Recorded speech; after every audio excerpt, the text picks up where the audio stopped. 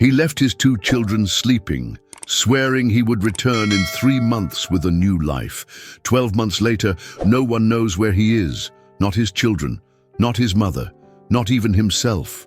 Matteo crossed deserts, survived extortion, fled from immigration authorities, and fell from a roof while hungry and feverish. Today, he lives like a ghost in the United States, gathering food scraps and crying with a child's t-shirt in his hands. But when all seemed lost, someone found him unconscious on the sidewalk, and the truth came to light. Stay until the end, because this story will show you how much it truly costs to chase the famous American dream. If you like interesting stories, hit like, subscribe to our channel, and turn on notifications so you don't miss any of our content. And tell us in the comments where you're watching this video from. We'd love to hear from you. The sound of roosters was just beginning to break the silence of dawn in La Esperanza, a small town nestled among dusty hills in western Honduras. It was 4:20 in the morning when Matteo, 34, carefully pushed open the wooden door to the room where his children slept. Santiago, 8 years old, was lying face down, hugging his stuffed animal with his head sweaty from the heat. Camilla, barely 5, slept with her mouth slightly open and messy hair. Matteo stood in the doorway, looking at them as if that image needed to be imprinted on his retina forever. His eyes were moist, but he didn't cry. He couldn't. If he did, he would fall apart. He breathed deeply, swallowed hard, and closed the door slowly. He didn't say goodbye. He didn't want to wake his children to see them cry. He promised to return in 3 months with a new and dignified life for all. But that promise was swallowed by time and the journey. He wore a borrowed cap, an old t-shirt, and a worn backpack with some clothes, stale bread, a bottle of water, and a folded paper with his children's names written in blue ink. Santiago and Camilla. That was all he had.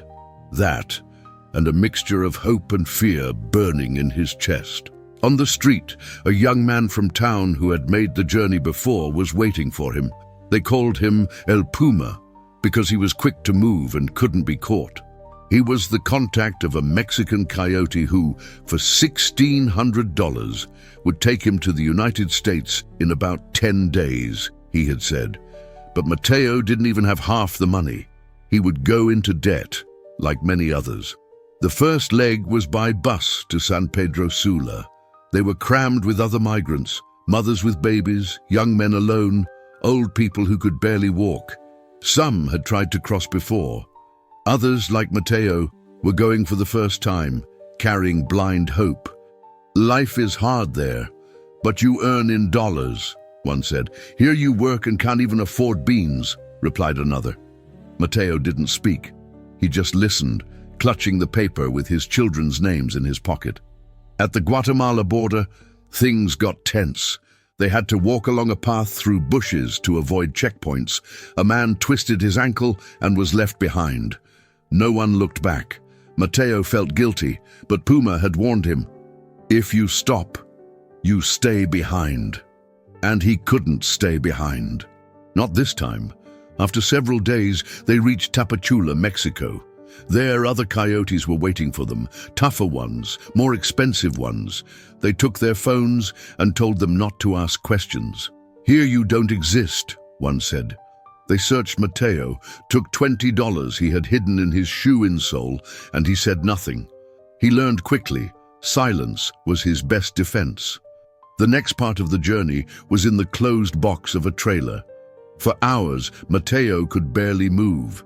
There was no ventilation. Sweat poured down. A woman vomited. A child cried non-stop. A young man who had fainted ended up urinating on himself. The smell was unbearable, but no one complained out loud. Puma had told them, "Endure it. The one who cries loses." When they finally opened the trailer doors, they were somewhere in central Mexico. Matteo didn't know exactly where. He got out, staggering, with numb legs, dry lips, and swollen hands. He sat on the curb of a gas station and ate the last piece of stale bread he had left. He didn't have the strength to speak. only to continue. In the following days, they walked at night and hid during the day. They crossed rivers, went through sugarcane fields, and slept outdoors. One dawn, a group of armed men intercepted them. They took everything. One of them pointed a gun at Mateo and asked if he had family. 2 children, he said, trembling. The man snatched the paper from his pocket, read it, and gave it back. "Keep going, but don't look back." That night, Mateo couldn't sleep. Santiago and Camila were still alive in his mind, but the world outside seemed determined to erase them. In northern Mexico, they spent 2 days in a warehouse waiting for the moment to cross the border. They were given expired canned food and hot water. Mateo had a fever and open wounds on his feet, but he said nothing. Each passing hour was like flipping a coin. Some wouldn't make it, others would be detained, and a few would cross. The night he crossed was quiet, almost unreal. They went crawling through a drainage canal. Mateo's knees were bleeding, and his back hurt as if he were carrying a rock on top of it. When he finally came out on the other side, he fell to his knees on the dry California soil. He had made it, but he felt no relief. He felt empty. The coyote guiding them told them to wait by a highway. Someone would pick them up soon. Mateo looked up at the starless sky and wondered if Santiago was sleeping, if Camila had lost her loose tooth yet. He closed his eyes and promised himself again, 3 months, no more, then I'll come back for them. But that promise was about to be broken. Mateo couldn't remember exactly how long he had been walking. It could have been hours or days. The desert heat had burned his skin, and his body ached as if he had been run over. He had crossed the border, yes, but that didn't mean he was safe. The United States wasn't the end of the road. It was just another hell with a different name. After the coyote left them in the middle of nowhere, by the side of a dusty highway in California, Mateo and 5 other migrants hid among some dry bushes. They didn't know who they were waiting for, only that someone was supposed to pick them up at dawn. But the sun rose, and no one came. Some began to walk in different directions. Others were paralyzed by fear. Mateo, feverish and without water, followed a Salvadoran man who claimed to know the area. They walked with no clear direction until they found an abandoned house, half a kilometer from the asphalt. The windows were broken, the floor covered with trash, but it had shade. Mateo lay down in a corner and slept for 2 whole days. When he woke up, his feet were covered with open sores. His lips were cracked, and his hands were full of dry dirt. The fever was still there, but something stronger pushed him to continue, the need not to fail his children. In that house, he found an old blanket, an empty bottle, and a bag with school papers someone had left behind. Among them, a notebook sheet with a child's drawings. He kept it without knowing why. A few hours later, he heard engines nearby. He crawled to the door and saw an old pickup truck stopping in front of the property. He thought it was immigration and hid under a broken platform, holding his breath. But it was a group of Latin Day laborers, men like him, who came to rest. They saw him, pulled him out of hiding, and offered him water.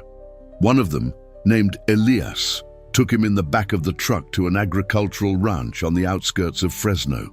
There he found temporary shelter. The place was a ranch producing onions and garlic. There were others like him, Salvadorans, Guatemalans, even Mexicans from Guerrero and Oaxaca, all undocumented, all invisible. Mateo was offered to clean stables and animal enclosures in exchange for food, a used mattress, and some old clothes. There was no contract, no fixed salary, but also no questions. It was work or starve. The workdays started before dawn. Mateo collected manure, swept hallways, changed dirty straw, and washed buckets until sunset. He had a towel that he used to wipe away sweat, and a change of clothes that he washed at night in a rusty bucket. The boots were borrowed and too big for him, but at least they protected his injured feet. He slept in a wooden shed with a metal sheet roof, along with 14 other men. Each had his corner, his blanket, and his silences.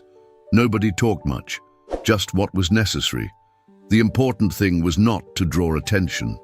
Sometimes, when the boss was in a good mood, he would leave them the leftovers from the legal employees' lunch.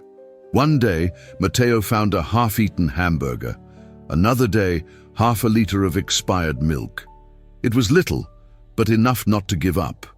And whenever his body couldn't take it anymore, he would take out the folded paper with his children's names from his pocket and repeat it like a prayer. For them, all for them. During the nights, when the noise of the generators ceased and the day's heat was gone, Matteo would take out his cracked cell phone. It no longer had a SIM card, but it still had a few photos. Camilla playing with a headless doll. Santiago with his teeth stained with chocolate, his mother at the door of the house saying goodbye without knowing it. Matteo couldn't call them. The Honduran SIM card didn't work. And even if it did, what would he tell them? That he lived in a shed, eating leftovers and sleeping on a mattress that smelled of dampness. That he cried silently every night because nostalgia seeped into his bones. He chose to write.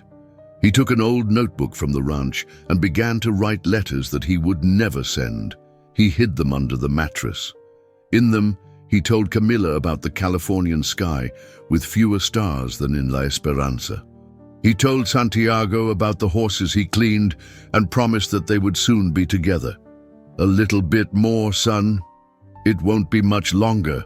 But each letter was a way of deceiving himself, because deep down, Matteo knew that returning wasn't close. That the 3 months promised had already turned into 6, then into 8, and soon they would be 12. One morning, while sweeping the stable, he heard 2 co-workers say that immigration had raided nearby ranches, that one of their own had been deported without warning. Matteo's heart sank. He couldn't afford the luxury of being discovered. He had to disappear again. That night, he burned the letters. He kept only the sheet with Santiago and Camilla's names. He packed the little he had and left the ranch without saying goodbye to anyone. He did it as he had left his home in Honduras, in silence, with a heavy heart and fear clinging to his chest. He knew that what was coming would be even harder. But he also knew that he couldn't give up yet. The air smelled of gasoline and hot earth. Matteo got off the rickety truck that had taken him from Fresno to the outskirts of Bakersfield, a city unknown to him, but which someone at the ranch had assured him was good for finding work without papers. He walked to the nearest gas station with his shoes full of dust and his stomach empty for almost an entire day. It was almost 5 in the morning, and the sky was just beginning to lighten when he sat on a curb and covered his face with his cap. He stayed there for more than an hour, watching as the first cars passed by on their way to work. No one looked at him.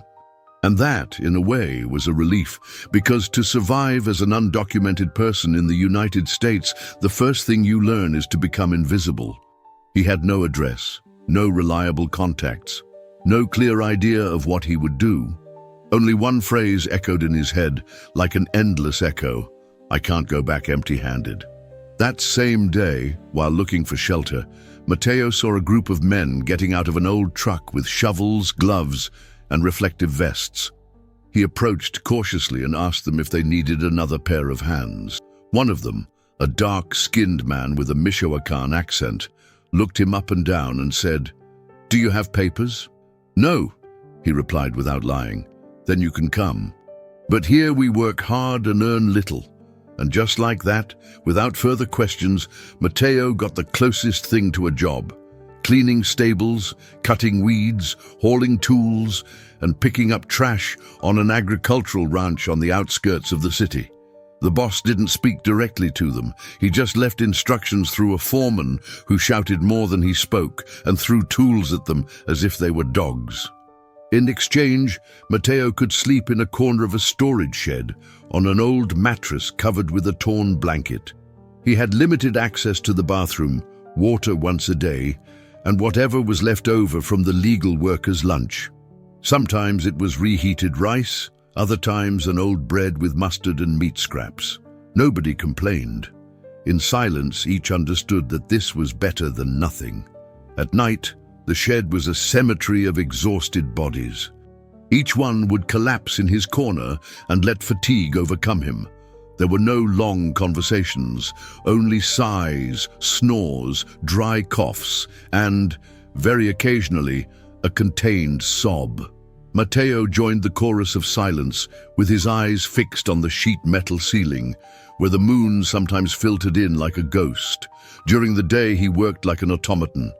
He lifted sacks, collected manure, carried tools, cleaned the surroundings. Sometimes, for a few more dollars, they would ask him to sweep the corridors of an old industrial warehouse.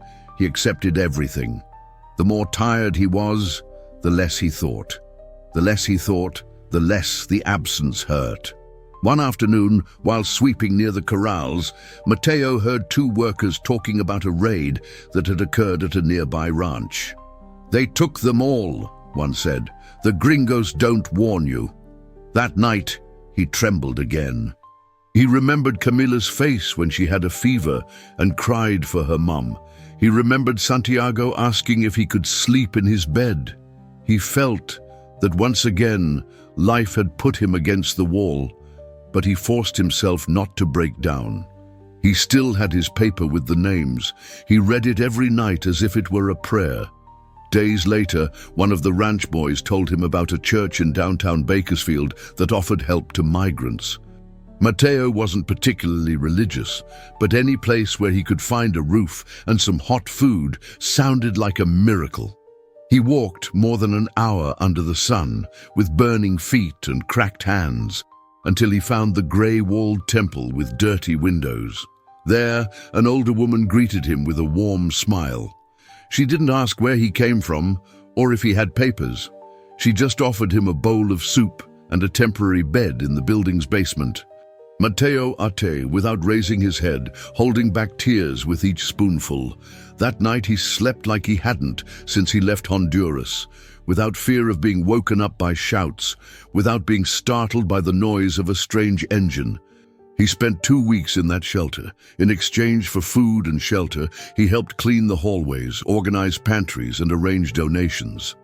They also allowed him to use a shower, clean second-hand clothes, and access a small library where he spent hours reading whatever he found, from old magazines to gardening manuals.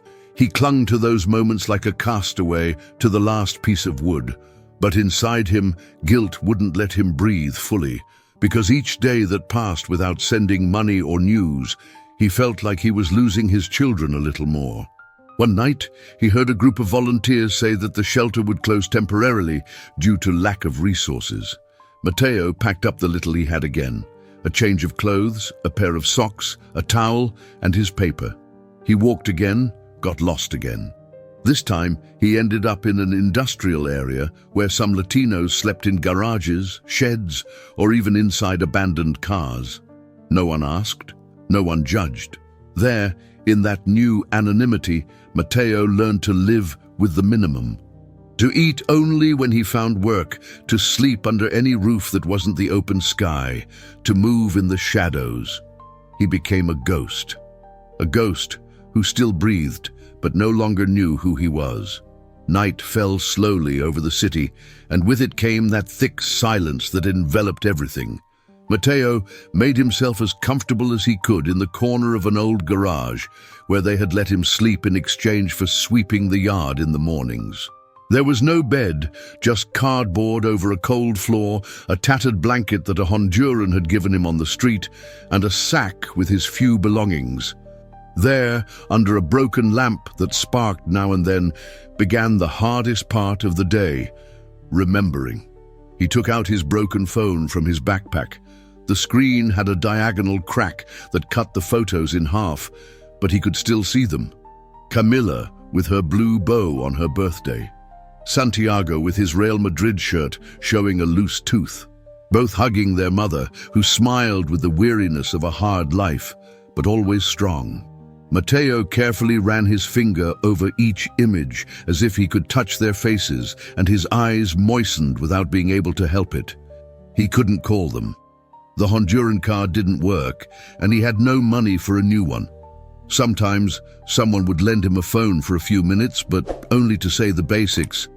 "I'm fine, I'm still working, I miss you all very much." Nothing more.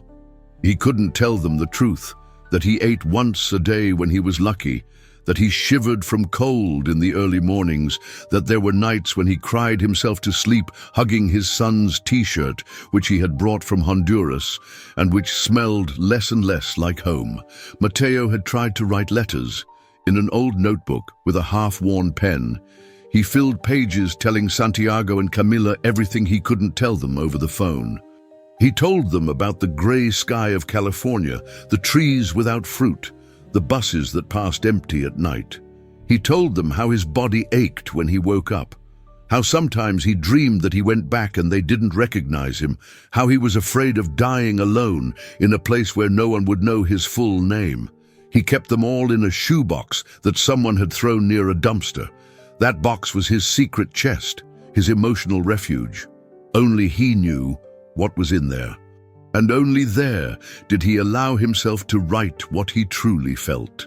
One early morning, while the cold chilled his bones, Mateo woke up shaking. He had a fever again. He dragged himself to a corner of the garage and vomited dirty water. He had no medicine, no money to go to a hospital. He curled up as best he could, sweating cold, feeling his body shutting down inside. He didn't know if it was the flu, hunger, or loneliness. Maybe it was all at once. Outside, a train passed with a long metallic noise. Mateo listened with his eyes closed, imagining that he was on it, returning to La Esperanza, bringing gifts for his children, hugging his mother, eating beans with cheese like before. But when he opened his eyes, everything was still the same, dark, cold, lonely. In those moments, nostalgia was a physical punishment. Not just a thought. It hurt in his back, in his knees, in his chest.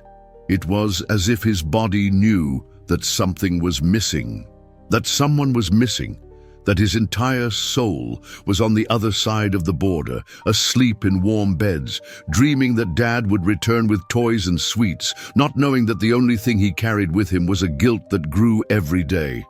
And yet, Mateo continued, every morning he got up with an aching body, rinsed his face with cold water, looked for work in corners where day laborers gathered, accepted whatever came, cleaning windows, moving furniture, picking up trash. Sometimes they paid him $5 for 3 hours, sometimes nothing. Sometimes they cheated him, but he didn't protest. Because going back with nothing was worse, because back in Honduras, his children said that their dad was in the north, earning dollars. Because in his neighborhood they had seen him leave with his head held high, saying he would return with a new life, and he didn't want to return a failure or dead. One afternoon, while cleaning a parking lot, he found a broken doll among the trash. It was missing an arm, but it had hair just like Camila's. He kept it. That night, he put it on the cardboard where he slept and spoke to it softly, as if it were his daughter. He asked for forgiveness for leaving, for not having yet fulfilled his promise, for having no return date. That was the night when Mateo understood that he was no longer the same. The man who had left Honduras, full of illusions, no longer existed. Now he was another, thinner, more tired, sadder, but also more resilient. Because he had been through things he never imagined, and although his heart broke a little more each day, he was still standing. Before sleeping, he pressed Santiago's t-shirt against his chest. It was missing letters, it was frayed, but it still smelled like home, like faith, like the little he had left. And so, between dry tears and broken promises, Mateo fell asleep once more, an invisible man, alone, and full of love. The morning started like so many others, without glory or announced tragedy. Mateo woke up before the sky lightened, with his body stiff from having slept on wet cardboard in the corner of the old garage he used as a shelter. Outside, the air smelled of wet earth, and the murmur of the streets was still drowsy. He put on the tattered jacket a day laborer had given him weeks before and went out walking with the broom under his arm. That Monday, he had planned to clean the backyard of a house in the Lamont neighborhood, on the outskirts of Bakersfield. A small job, but one that guaranteed him some food and a few dollars. He had learned not to underestimate any task. Each coin was one more reason to keep fighting. He walked about 15 blocks without complaining, with his gaze down and tired steps, as if the pavement recognized him. He greeted from afar a lady who was sweeping her porch. She knew him by sight, but never asked him anything. Not his name, not where he came from. In that neighborhood, silence was a form of respect, and sometimes of protection. Upon arriving at the house, he took an old bucket, filled it with water from the outside faucet, and got to work. He swept dry leaves, picked up fallen branches, and stacked bags with pruning remains. His mind wandered between memories of Honduras and mental calculations about how much he could send his mother that month. He was thinking about that when he heard the first shout. "Immigration, they're coming!" The scream cut through the air like a knife. Then everything turned into screams, slamming doors, crying children, people running in all directions. Dogs barking mixed with the thunder of hurried footsteps. Mateo was paralyzed for just a second, but it was enough for panic to rise from his stomach. His body reacted before his mind. He dropped the broom and ran towards the side alley, jumped over a wooden fence and stumbled as he fell, scraping his palms against the asphalt. He heard orders shouted in English. "Freeze! Don't move!" along with the screeching of van doors opening and closing. The agent's boots hit the pavement violently. It was a complete raid, planned, no margin for error. Mateo slid under a rusty tractor parked in a mechanic's shop about 2 blocks from where he'd been working. His breathing was so loud that he feared it would give him away. He covered his mouth with a dirty hand, while his body trembled, muscles tense, fever rising again. From his hiding place he saw how they arrested a man who had worked with him on a ranch weeks earlier. They handcuffed him in front of his son, who was barely 10 years old. The woman screamed and tried to cling to the agent who was taking him away. Mateo closed his eyes. He couldn't watch anymore. He shouldn't. Time became confusing. He didn't know if minutes or an hour had passed. He didn't dare move. The ground under the tractor was full of old oil, dirty bags, rusty screws. His back hurt, his ears were ringing, and a stabbing pain crossed his chest with each inhalation. He thought he was going to faint. When everything finally seemed to calm down, he waited even longer. He counted to 100, and then again. Only when he heard the normal sound of traffic and the distant barking of a dog did he crawl out of hiding. His body seemed different, heavy, weak. His legs could barely support him. He walked slowly, looking in all directions. No one spoke to him. No one recognized him. No one stopped him. That night he didn't return to the garage, nor to the place where he worked. Everything he had built up to that moment, however little it was, had ceased to exist in seconds. He made a desperate decision to disappear completely. He got rid of everything that could link him to any place. He tore up his fake papers and burned them in an empty lot with a damp matchbox he found lying around. He threw his backpack behind a container. He kept only the essentials: Santiago's t-shirt, the paper with his children's names, a wrinkled photograph that he carried folded between the soles of his shoes, and $46 in small bills that he kept in a plastic bag inside his pants. The next morning, he boarded a bus bound for Los Angeles with an identity that no longer existed. He didn't ask where he would get off. He sat in the back, by the window. He didn't look at the landscape. He didn't think. He didn't cry. He just felt the hole inside his chest growing like a bottomless well. Arriving in Los Angeles was like arriving in another world. The size of the city, its noise, the indifference of the people. No one knew him. No one was waiting for him. That should have played to his advantage, but it only made him feel smaller. During the first few days, he slept at the bus station, among people with similar stories and others just seeking to survive one more night. Then he moved to the industrial zone, where he slept under bridges or among cardboard boxes stacked behind closed businesses. What was precarious before was now marginality, and each step took him further away from the man he once was. He survived by collecting aluminum cans that he sold for pennies. Sometimes they paid him a few dollars to help load furniture or clean abandoned warehouses. He never asked what the place was or why it smelled so bad. He just worked. He ate once a day if he was lucky, an old roll, watery coffee, whatever it was. During the nights, he would lie down on cardboard and cover himself with his torn jacket. He would hug Santiago's t-shirt and talk to it as if it were his son. He told it what had happened. He asked for forgiveness for not having called, for not being present. Sometimes he fell asleep talking to it. Other times he simply cried until sleep overcame him. His name no longer mattered. His story seemed irrelevant. He was just one more among thousands of people who had disappeared from the system. Those whom statistics don't register, but who inhabit the shadows of America's big cities.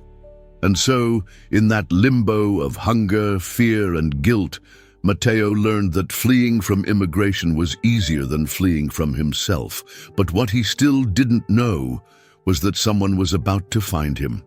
If you're enjoying this story, hit like, subscribe to our channel, and turn on notifications to stay up to date with all our content.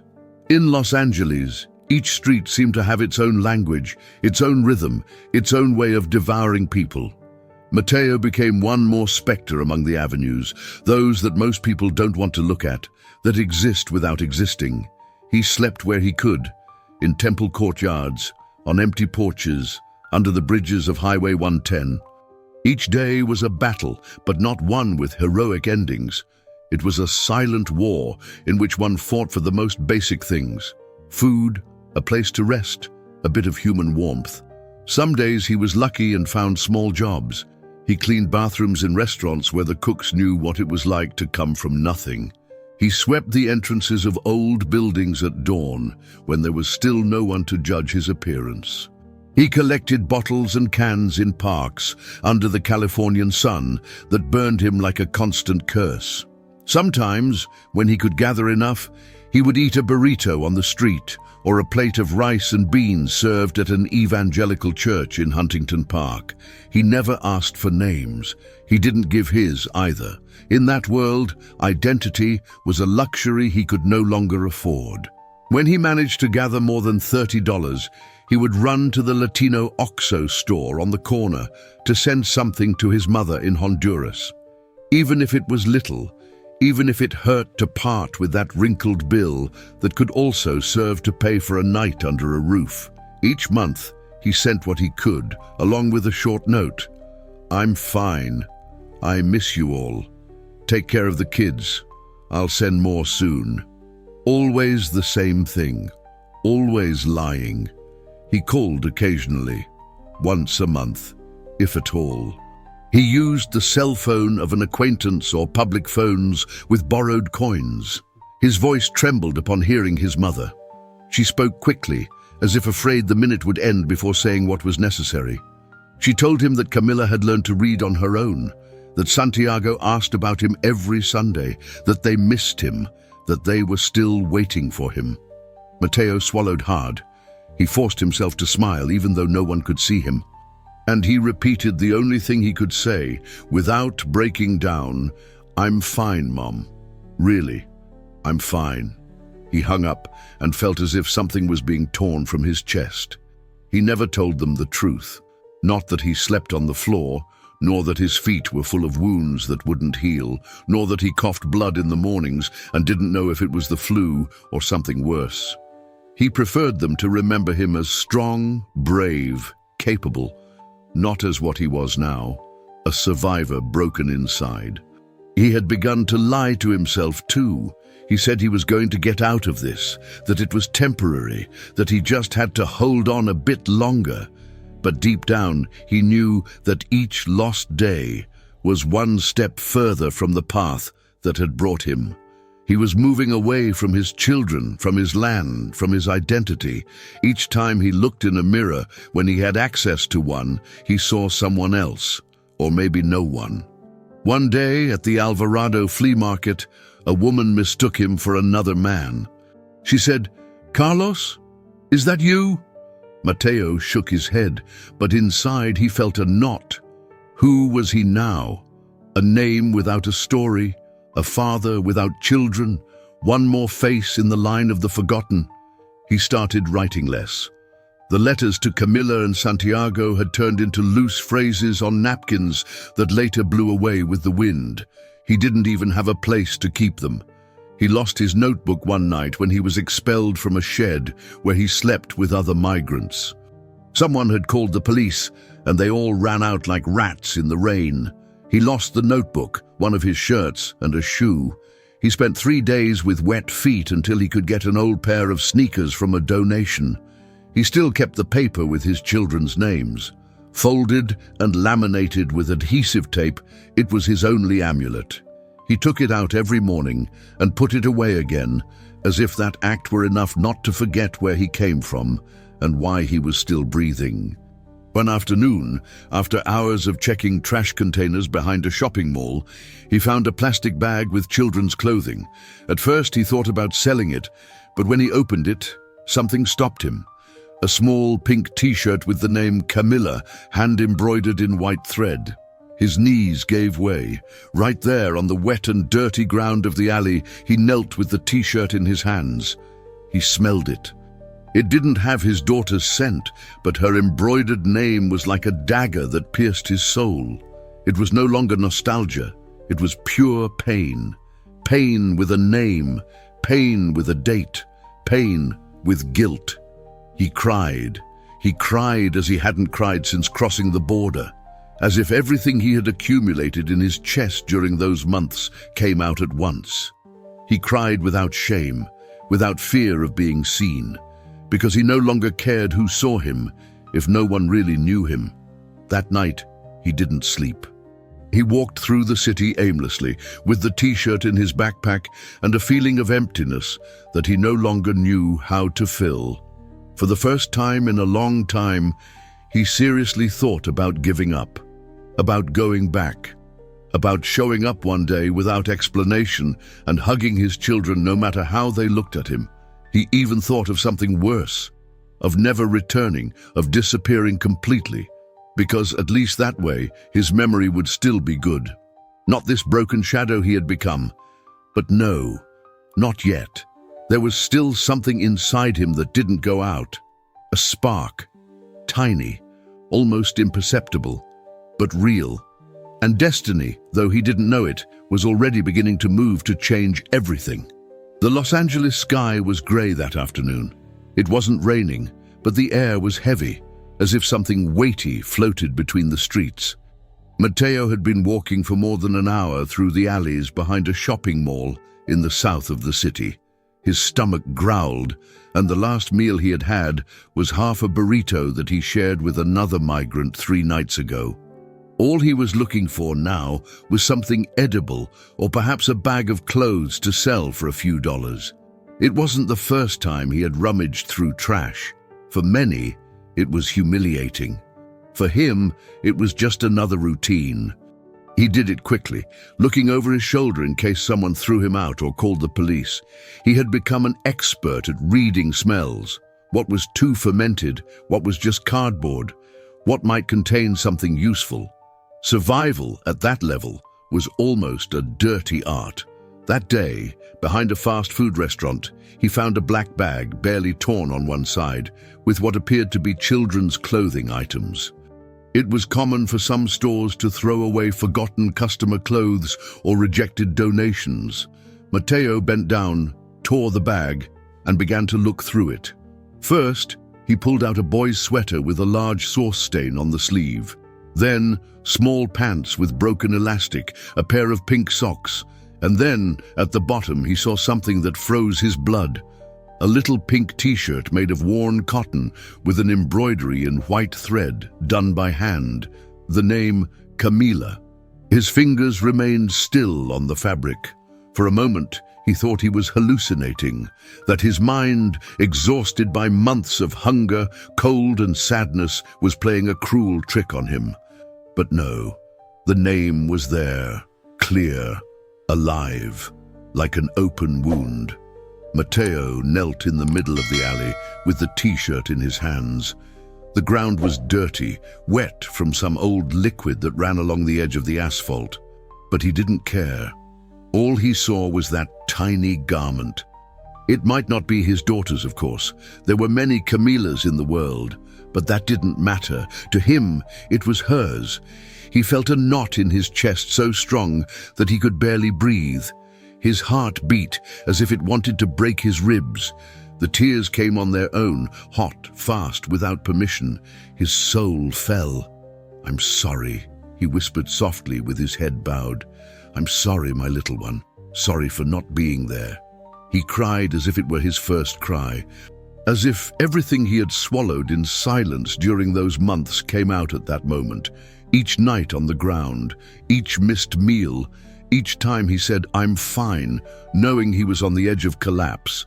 Everything was concentrated in that pink t-shirt, in that embroidered name, in that moment. An older man, who was also rummaging through the trash a few bags away, approached him cautiously. "Are you okay, brother?" he asked with a hoarse voice. Matteo didn't respond. He just nodded his head while pressing the t-shirt against his chest. "Sometimes you find what you're not looking for," said the old man, and went back to his business. Matteo stayed there a while longer, on his knees, under that opaque sky that seemed to share his pain. Then he got up, put the t-shirt in his backpack with extreme care, and walked away, aimless, without strength, without words. That night, he didn't look for shelter. He didn't go to the temples or churches. He didn't pass through the areas where he knew he could sleep without being chased away. He walked until he reached an empty park, sat on a bench, and stayed there, in silence. The air was freezing. He was hungry, but he felt neither cold nor need, only guilt. What was he really doing? What was left of the promise he had made when he left La Esperanza, back in Honduras? The one that said he would return in 3 months with a new life, with gifts, with a success story. What was left of Matteo, the father, the son, the man? He looked at the sky. There were no stars anymore. In the city, the lights obscured everything. He thought of his mother, of Santiago, of Camila. Would they still remember him with affection?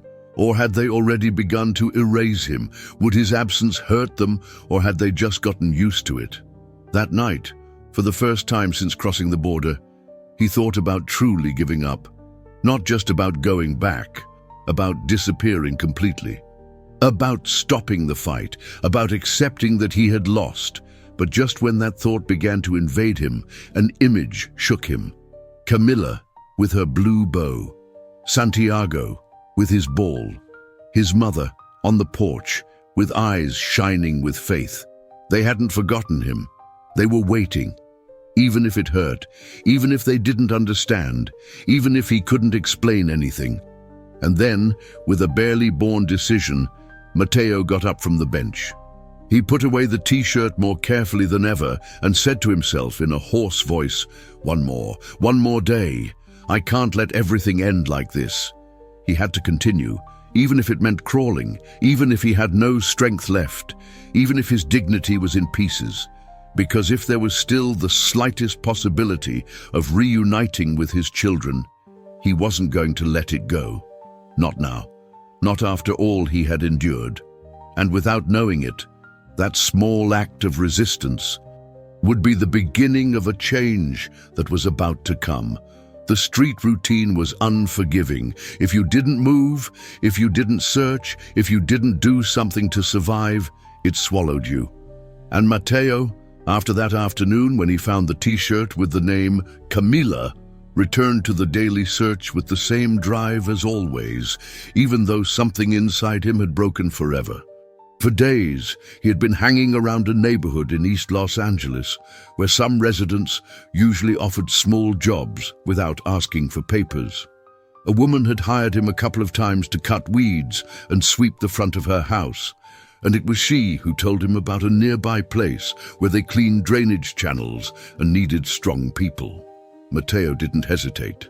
That same afternoon, with a borrowed shovel and an old ladder he found leaning against a wall, he showed up at an empty lot behind a supermarket. There, among trash, branches, and stagnant water, was a long ditch that needed to be cleaned before the rains came. He wasn't the only one. There were two other men, both quiet, with eyes burned by the sun and hands full of wounds. No one spoke. They just worked. One of them coughed hard now and then. The supervisor, a skinny guy with a hat and dark glasses, told them, "Payment at the end of the day. If you don't finish, there's no pay." So, without further ado, Matteo climbed the ladder to reach the upper drainage channels. The heat was suffocating, and the smell coming from the ducts was nauseating. Mosquitoes, rats, dry mud, stuck like cement. Despite everything, Matteo stayed focused. He had to earn those dollars. He couldn't keep depending just on handouts. The ladder was unstable and he knew it. It wobbled with each movement, but there was no other option. He climbed to the top to clean a grate clogged with bags and leaves. He stretched out his right arm while holding the shovel with his left. He barely touched the edge of the gutter when he heard a dry crack. Everything happened in seconds. The ladder gave way. His body fell backwards with force. There was no scream, just a dull thud against the concrete. Then silence. The world turned black. When he came to, he didn't know how much time had passed. He was lying on the ground, under the direct sun, soaked in sweat and mud. His mouth was dry, and there was a metallic taste on his tongue. When he tried to move, a sharp pain shot through his left side, a stabbing that took his breath away. He put his hand to his chest. He felt a displaced bone, a rib, maybe two. He couldn't get up. Each attempt left him gasping. He was alone. The other workers were gone. So was the supervisor. No one had helped him. No one had looked for him. No one knew his name. The sun began to set, and with it the temperature. The fever came at nightfall. He was delirious. At some point he screamed for help, but his voice barely crossed the street. He heard murmurs, then nothing. The cold invaded him, but he couldn't move to find warmth. He stayed there, on the ground, with his backpack under his head and Camilla's t-shirt pressed against his chest. He thought he was going to die like that. Alone, broken, without saying goodbye. And then, the unthinkable happened. At dawn on the second day, a figure appeared at the end of the alley. A woman with her hair tied back, wearing a nurse's uniform and a supermarket bag hanging from her arm. She stopped when she saw him. She hesitated for a second, then ran towards him. "My God!" she exclaimed as she approached. "Are you alive?" Matteo could barely move his head. The woman's name was Teresa. She was 52, originally from Oaxaca, and worked caring for the elderly in a retirement home. That morning she had left early to catch the bus when she noticed the body lying in the ditch. It wasn't the first time she had seen migrants in such conditions, but this man had something different. She couldn't explain it. She helped him sit up carefully, called an Uber, and took him to her small apartment in Boyle Heights. She lay him on the sofa, brought down his fever with damp towels, and prepared chamomile tea with some sweet bread she had saved. Matteo could barely speak, but his eyes filled with tears as he took the first warm sip. It was the first act of tenderness he had received in a very, very long time. For 2 weeks, Teresa cared for him like a son. She changed his improvised bandages, gave him homemade painkillers, cooked him rice pudding and chicken broth with tortillas. She didn't ask too much, but she observed. She knew that this man carried more burden than his fractured bones could show. One night, while Matteo was sleeping, she opened his backpack to look for another shirt for him. There she saw the little pink t-shirt with the embroidered name. She took it carefully and caressed it as if it were made of crystal. Then she found the laminated paper with the names Santiago and Camila. She didn't say anything. She just put it away with the same care and closed the backpack. The next day, when Matteo was able to sit up for the first time, she spoke to him straightforwardly. "You don't deserve to live like this. No one does. But you least of all," she told him, looking into his eyes. "I can see the love you carry, and the guilt too. It's time someone sees you as a human being, not as a nuisance." Matteo didn't know what to say. He lowered his head. He couldn't remember the last time someone had said something like that to him. Teresa caressed his shoulder and added, "I know people who help, good people, but you have to want to receive that help." Matteo nodded. He had no strength to refuse, nor to continue alone, not anymore. That same night, Teresa did something more. She bought a new SIM card for his cell phone, one valid in the United States. She put it in his hand and said, "Call your mother, your children. Tell them you're alive." And Matteo, with trembling fingers, dialed the number he had always memorized. When he heard the voice on the other end of the line, he couldn't speak. He just cried, because for the first time, he was no longer invisible. The cell phone trembled in Matteo's hands. It was an old model, scratched, with an opaque screen and a dented frame, but at that moment, it had the weight of a bomb. The numbers were dialed. His mother's name glowed in faint blue. All that was left was to press the green button. He was sitting in a plastic chair in Teresa's kitchen. The ceiling light flickered a little, and outside it was raining, really raining, with thunder, something rare in Los Angeles. Teresa had left him a cup of coffee with cinnamon and went to her room, giving him space. She didn't pressure him. She knew that call would be an earthquake. Matteo knew it too. He took a deep breath, swallowed hard, and called. 1 ring, 2, 3, 4. "Hello," answered a muted voice, instantly recognizable.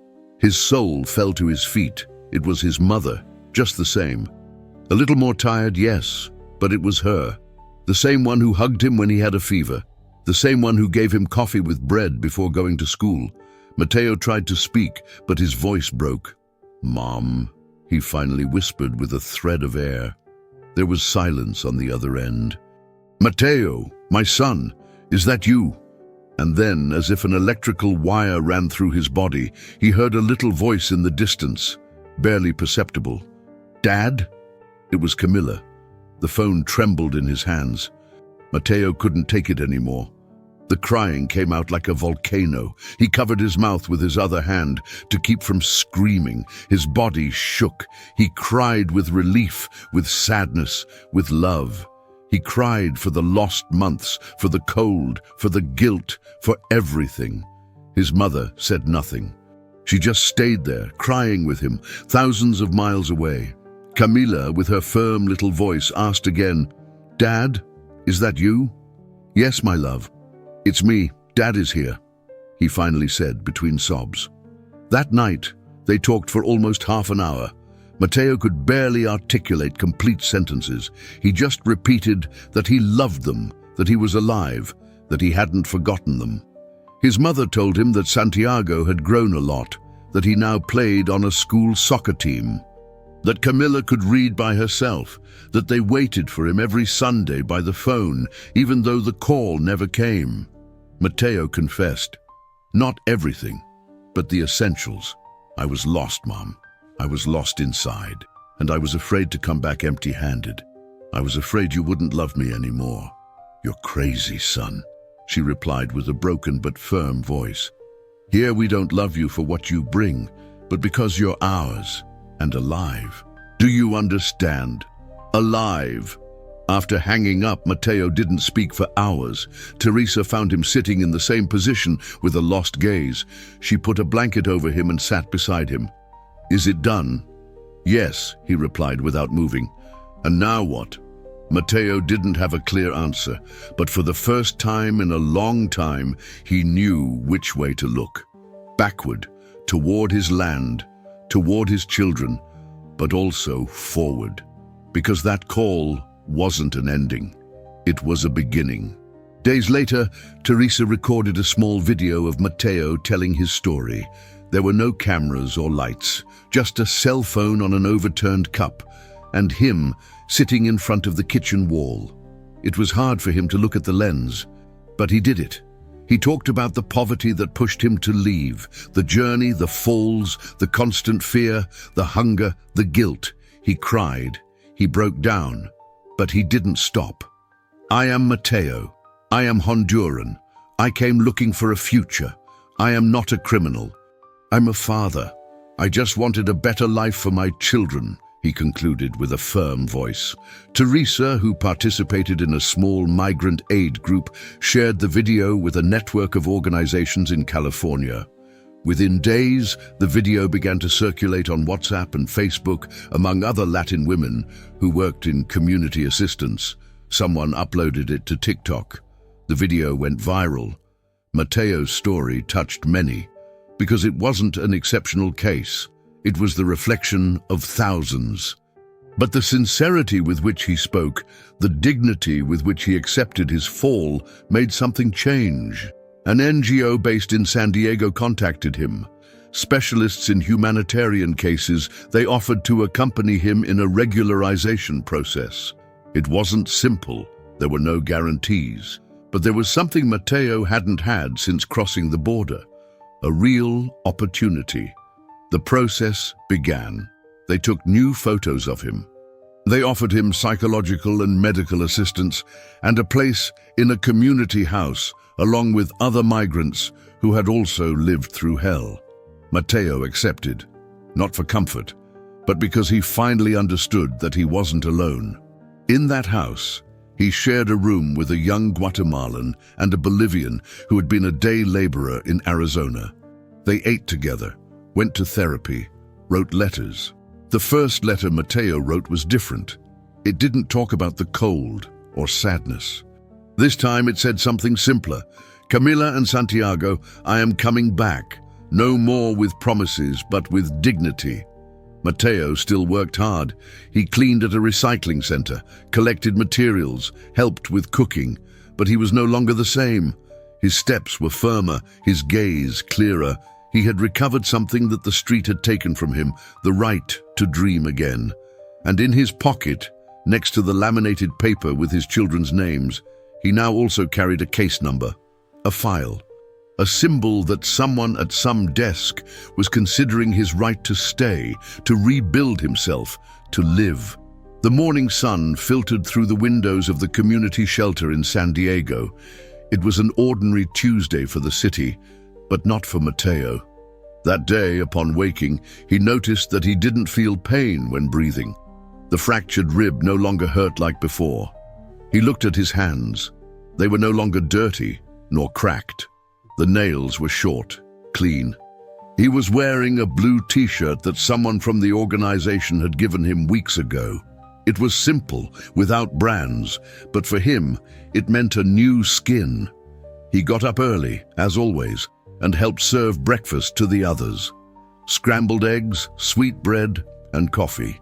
He thanked silently. He still wasn't used to the fact that he could eat hot food every day without having to search through trash, but he didn't want to get completely used to it either. He didn't want to forget where he came from. After breakfast, he locked himself for a moment in the small room he shared with two other migrants. He took out his old laminated paper from his pocket, the one he had carried in the darkest moments. There they still were, like a beacon in the middle of a shipwreck, Santiago and Camila. And for the first time in a long time, he smiled without guilt. That week, Mateo had had his second meeting with the NGO lawyer. The process of applying for humanitarian visa was already underway. They had included his recorded testimony, medical reports, evidence of the accident, and a handwritten letter from Teresa, explaining how she had found him almost at the brink of death. The case wasn't easy, but it wasn't impossible either. It could take months, even a year, the lawyer explained, but you're already in the system. You're no longer invisible. Those words marked him. He was no longer invisible. Now he was a name, a file, a story, and a father. That same afternoon, he connected to a video call from the center's computer. It was the third time he had spoken with his children on video. Camila had cut her hair and proudly showed her new teeth. Santiago was taller and spoke like a small adult. Mateo looked at them with glassy eyes. Each had a different smile, but both had their mother's gaze. "Dad, are you coming soon?" Camila asked in a soft voice. Mateo swallowed hard, but this time he didn't hesitate. "Yes, my love. I don't know the exact day, but I'm on my way. Not with tales, with truth." His mother, who was also on the call, cried silently. She had aged, her hair whiter, her hands thinner. But she still had that strength that only mothers who have survived everything have. "We're waiting for you here, son. We've always waited for you," she said firmly.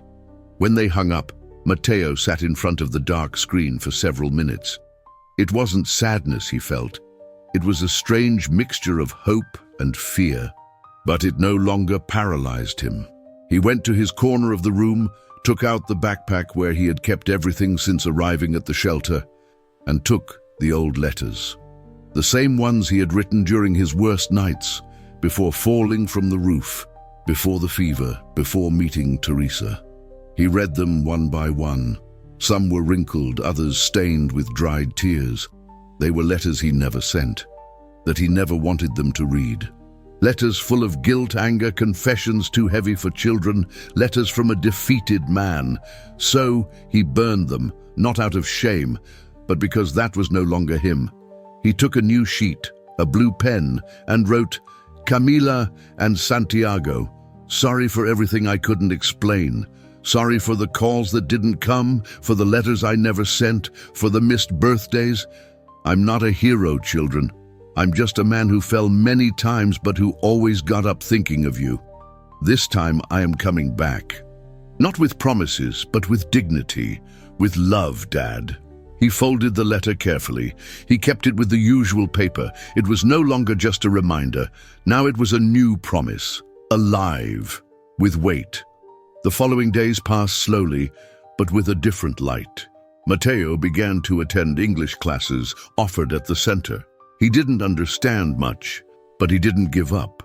He also helped other newcomers, telling them his story, guiding them in the basics, how to move around, where to sleep, who to trust with a call.